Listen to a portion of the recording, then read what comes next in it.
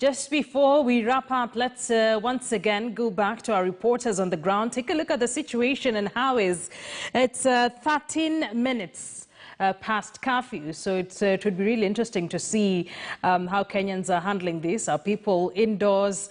What's the security like? Earlier on, Ibrahim Karanja reported that in Nakuru, a lot of commuters were stranded in the Nakuru CBD. There are no vehicles to ferry them to their respective destinations. So it'll be interesting to see, with 13 minutes into the curfew, how is the situation there. But I think we can start with Kisumu, where Kevin Ogutu is on standby for us. Kevin, once again, good evening. Last we spoke, you were in church. Where are you now? Yes. Yeah, the last time we spoke I was in church, the Voice of Salvation and Healing Church.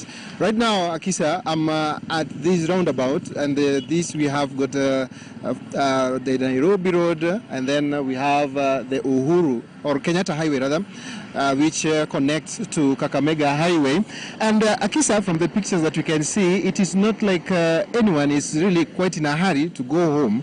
I remember it's quite some minutes, nearly a quarter an hour past the curfew time. And from what I've observed, what we are able to see on the screen are passenger vehicles that are destined for Siaya and Bondo areas. We have border operators moving around from the pictures that we can see. We haven't seen the police officers on the screen right now yet, but we've also seen a remarkable influx of really the passenger vehicles from Nairobi and also from Busia making their way to the city. So, I'm able to see some police officers doing their patrols, and this maybe explains why all of a sudden everyone now is scampering for safety. But this is one of the busiest streets, this particular intersection, where, of course, we can get a clear picture of what's really going around. So that is how brief the situation here in Kisumu is. We are hoping that as it is required, all the entertainment joints closed shop at 9 p.m. as required by law. So that's the brief that I can give you from this particular corner of Kisumu City. Akisa.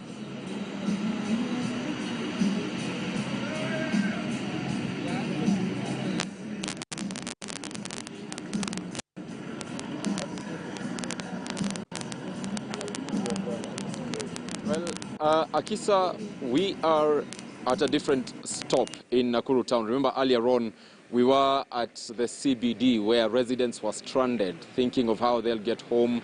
We saw them struggling to get into matatus, and police officers were there on standby to arrest or to impound any matatu that was actually having very many passengers, or the number of passengers that was above what is required. But right now I'm in a different side. I am where one of or several of the popular clubs of Nakuru usually are, and what you can see behind me is that the streets are clear minutes after the curfew. Already people have left, the very few who are still around trying to catch a cab here and there to go home, and this is unlike what we've usually seen in the previous years, where by now 10 heading to 11 the clubs are usually full and people are having parties. Now I want to speak to a security guard. This is a security guard at Egerton University in Nakuru town campus, and I want to speak to him because he is right next to one of the popular clubs in Nakuru. Sir, thank you so much for speaking to us. Naomba uje karibu. Alafu tuzungumze chini ya sekunde chache kabisa. Nieleze unaitwa nani na streets hizi za Nakuru unaona ziko sawa kabisa. Pengine watu waliondoka saa ngapi na nini kipi ambacho kimekuwa kiendelea? Jina langu ni Justin Kandagoro.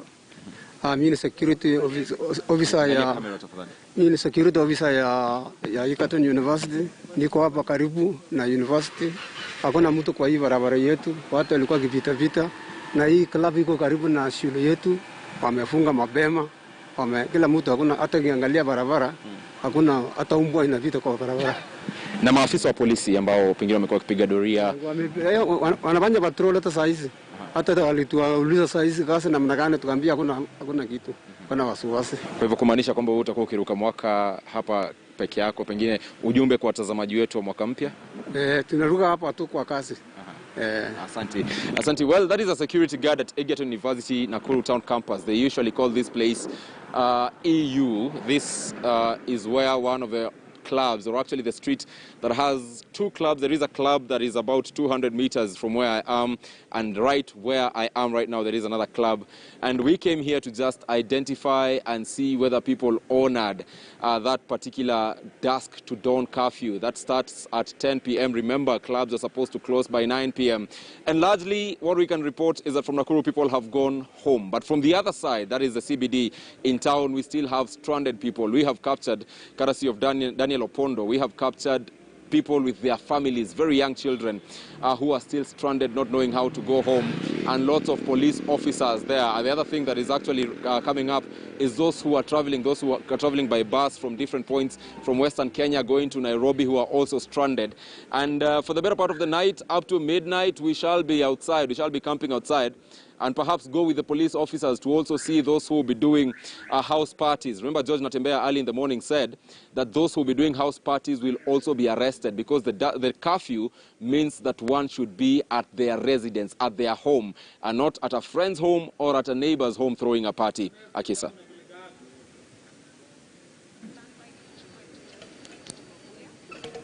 All right, Ibrahim Karanja, thank you very much for that. House parties, let's see how that will be regulated. You'll be keeping us up to date with that, even as we continue to do